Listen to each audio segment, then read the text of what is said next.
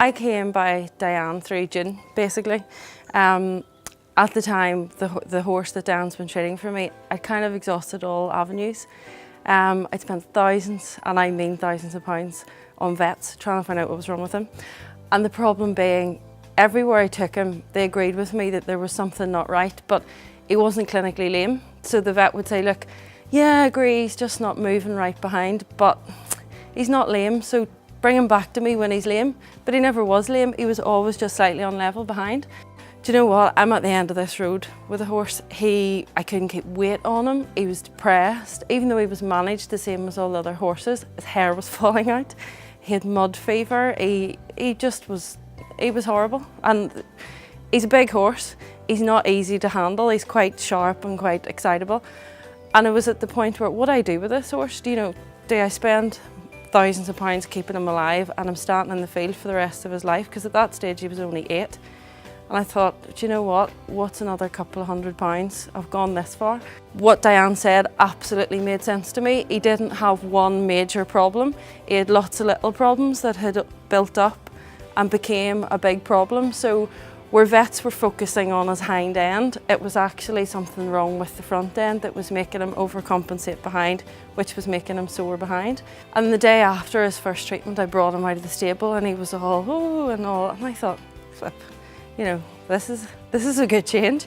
And I did what Diane told me to do and I led him in hand and whatever, and Diane came back the following week and did a second treatment. And I said, well, do you think I'll be able to ride him again? And she was, ride him again? Of course you will, but you'll be riding him in a week. And she gave me a controlled exercise plan. And I started riding the horse. And I have to say, I haven't looked back. Diane gave the horse a chance that he wouldn't have had. I literally was at the end of the road with him, and the only other option was to put him to sleep, because what do you do with him, And Diane gave him that chance that otherwise he wouldn't have had. And I have to say, I had taken videos of the horse after it had been treated by various vets.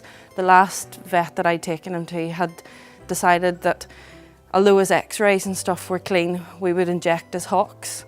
So he was on a controlled exercise plan, and then I showed Diane the first video of him being ridden after this was done. And of course the horse still wasn't sound, because that wasn't what the problem was. But Diane looked at the video and straight away she was like, no, look at this muscle, look at this, look at this. And it all made sense. And it was confirming what my gut instinct had told me. And everybody was telling me, oh, Catherine, you're right, just ride the horse on, it's not lame. But he didn't feel right and he wasn't happy. And since Diane started treating him, as I say, he has had his setbacks, but he's been in work ever since and he's a different horse. I mean, even to look at him, he is night and day. He's lovely, he's muscled now, and to see him move, and he's happy, he's interested in life, he's interested in his work. His management, our stable management of him, has not changed, but yet instead of his hair falling out and him being underweight, if anything, he's maybe carrying a bit too much weight. And I've had no more problems with mud fever. His legs used to swell if he was left standing in the stable. That doesn't happen anymore. He's great, healthy coat. He's actually settled a bit more to ride and stuff, because obviously he's not in pain anymore. So where he was always seen as a bit of a problem horse and a bit difficult, that has all kind of left him now, and I'm doing things with him now that I never thought I would. He's jumping. I hadn't jumped him because he'd had so many problems. If I could keep him sound, I was always frightened to jump him. And Diane had said to me, once we get there and we get the horse fit, you'll be jumping. And I was, yeah, okay.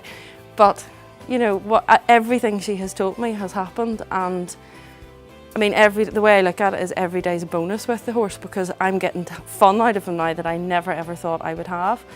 And it's all down to Diane. And even when she's not here, she's only here a couple of times a year, she's given me tools, i.e. the red light, the massager, that I can work away myself. So maybe if the horse does have a wee tweak somewhere, I can manage it until Diane comes back. Whereas before, that wee tweak would have been left, because I wouldn't have known what to do with it.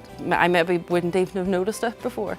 And now I can look after it and maintain it until Diane comes back, and then she does her full MOT, as I call it, and we hit the road again. And I have to say, It sounds silly and it sounds really dramatic, but the horse owes his life to Diane, because I would not be standing here now, and the horse certainly would not be standing here now. It sounds callous, but you can't keep a big, strong, badly behaved horse that you can do nothing with. And at that stage, I mean, he's 10-year-old now. Diane's been looking after him now for nearly 2 years. I mean, he had a life ahead of him that was just going to be standing in a field or standing in a stable. And thanks to Diane, he's now useful and has won a couple of things, and hopefully, fingers crossed, we'll go eventing in the spring. So watch this space.